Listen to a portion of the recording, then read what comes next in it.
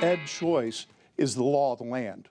It is funded, it is operational, it is available for Ohio parents.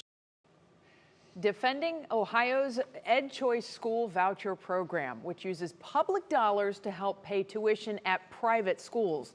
This summer, a judge ruled that the program is unconstitutional, and the state quickly filed an appeal. For now, the judge's ruling is on hold, meaning that EdChoice continues while this legal battle plays out. As that courtroom fight unfolds, Education Station reporter Danielle Wiggins takes us inside Trinity High School in Garfield Heights to show what could be lost if the funding disappears. It's one school's story, part of our continuing coverage on how vouchers impact education across Ohio. Hi, Danielle. Nice to meet you. Nice to meet you. Nice to meet you. Nice to meet you. A layered introduction to the transformed Trinity High School. All of our students currently are on EdChoice or Cleveland Scholarship.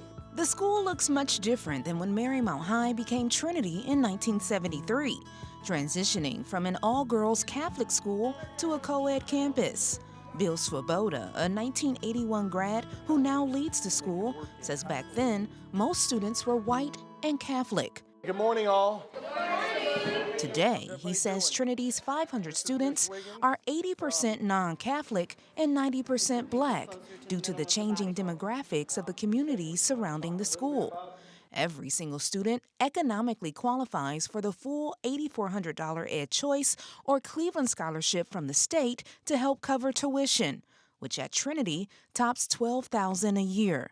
For senior Jalen Roach, that support made access to this school possible. It will be hard for me to go to Trinity because, obviously tuition is, it's a lot of money. And so to be able to, be blessed with that and be able to come to an amazing school like this, it helps a lot. Hello, everybody.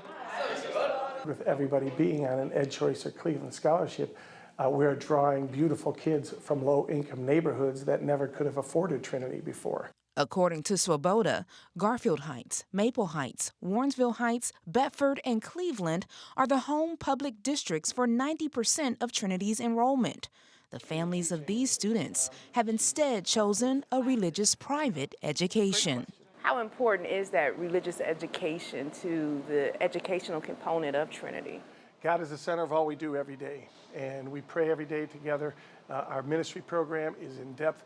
A lot of schools invest money in a lot of places. We invest a lot of money in our ministry program because we believe that God needs to be the center of what we do. And that's one of the reasons why opponents of EdChoice argue the program is unconstitutional.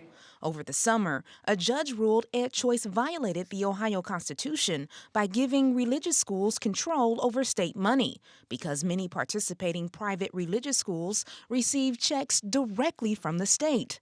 But for senior Reginae Williams, let's find the orange. Receiving a God-centered education produced both personal and academic growth. I felt more loved here and I felt more heard from the staff and everything. They have a zero tolerance of violence here, and it really helps a lot with education and just building a safe environment. The back is Williams wants to be a pediatrician and is taking advantage of a program at Trinity that allows students to earn professional certifications in healthcare and IT. I'm an intern in anesthesiology. I interned at St. Mary Byzantine Elementary School. Seniors also have access to pre-professional internships. But a question now looms. If EdChoice funds are no longer available, where would Trinity be? I think Trinity would not exist if it wasn't for the scholarships, the state vouchers that we have. Trinity's transformation has many layers, but its future may depend on just one: EdChoice. Danielle Wiggins, 3 News.